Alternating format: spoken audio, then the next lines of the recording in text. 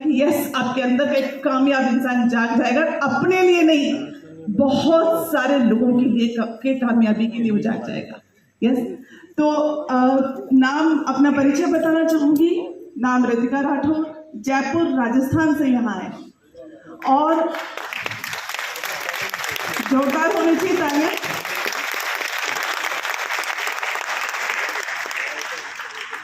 Specially अभी तक आप सबने देखा, सभी लीडर्स आए, सबने कामयाबी के मंत्र दिए, पर आज यहाँ इस स्टेज से, इस मंच से मैं यहाँ पे स्पेशली क्यों आई हूँ राजस्थान से चल के यहाँ पे, कि पूरे हिंदुस्तान में मैंने एक शपथ ली है कि पूरे हिंदुस्तान में शेरनियों को जगाना है।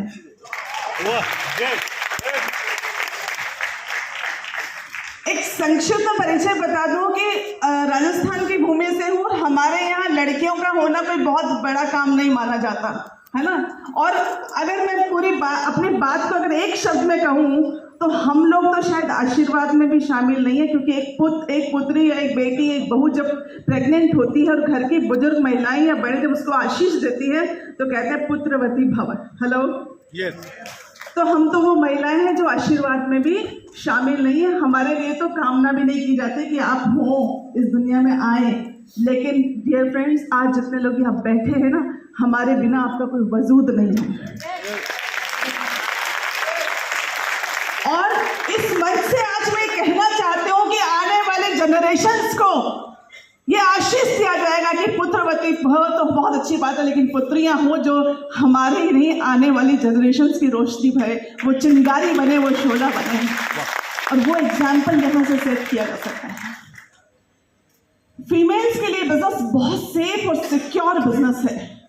ये बिजनेस से पहले मैं अपने एक छोटा सा परिचय बता दूं कि राजपूत फैमिली बैकग्राउंड से बिलोंग करती हूँ। घूंघट में रहना पड़ता है, प्रथा है हमारी, घूंघट में लहंगा लुगड़ी पहनने के बाद घूंघट रखा होता है। घर की दहलीज लाचा 1994 में सर से शादी हुई थी और उस जमाने में घर की दहलीज लांघने की इजाजत नहीं थी।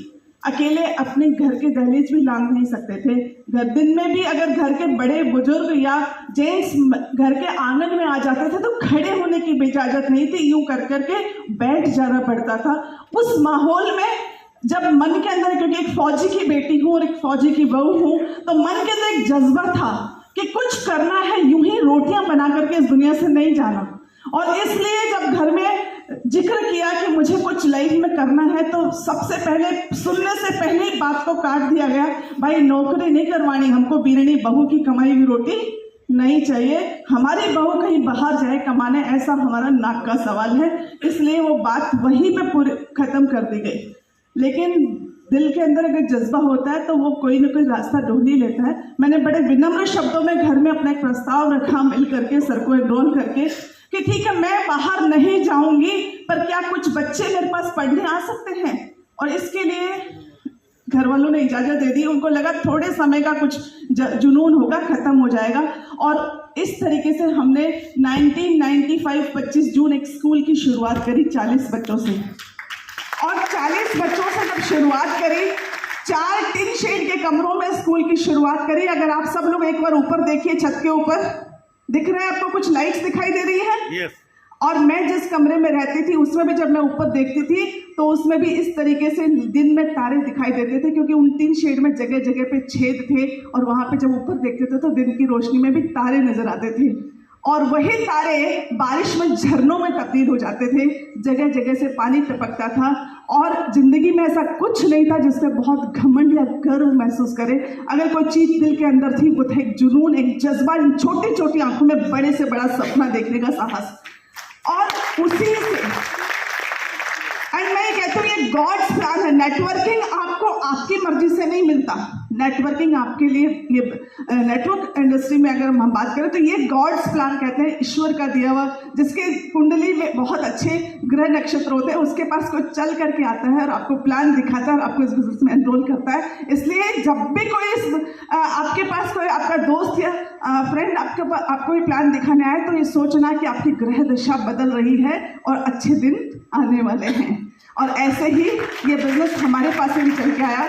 हमारे पास हमारे एक स्टूडेंट था, उसके फादर ने हमें बिजनेस बताया और हमको लगा कि टीचर मास्टर तो वैसे ही बड़ा तेज दिमाग का अपने आप को समझता है, हमको लगा ये हमें क्या समझाएंगे। कुछ दिन हम डालते चले गए क्योंकि राहु की कोई दशा चल रही होगी, लेकिन फिर इसलिए कि 40 बच्चे हैं, अगर ये इनको नहीं समझेंगे तो ये भी अपने बच्चे को निकाल लेंगे अपने पास तो। और इस तरह से प्रेशर में रह करके वो इस इंडस्ट्री में पहला कदम हमने रखा 2000 में, मतलब लगभग। तो डियर फ्रेंड्स, स्पेशली कहना चाहूँगी कि ये बहुत ही खूबसूरत प्यारा बिजनेस है, लेकिन लोग कहते हैं बहुत आसान है। तो आपके जानकारी के लिए बता दूं, बिल्कुल आसान नहीं है। लेकिन मुझे ये बता दो, जो आज आप काम कर रहे हो क्या वो आसान है? हेलो, नो, ये बिजनेस भी आसान नहीं है, लेकिन आप जो भी काम कर रहे हो क्या वो आसान है? नहीं। तो आपकी जानकारी के लिए बता दूं, अगर वो आसान नहीं है तो ये भी आसान नहीं है। लेकिन यहाँ पर अगर एक बार आपने ठान लिया कि आपको काम करना है तो आपकी जनरेशंस के लिए जिंदगी बहुत आसान बना देगा।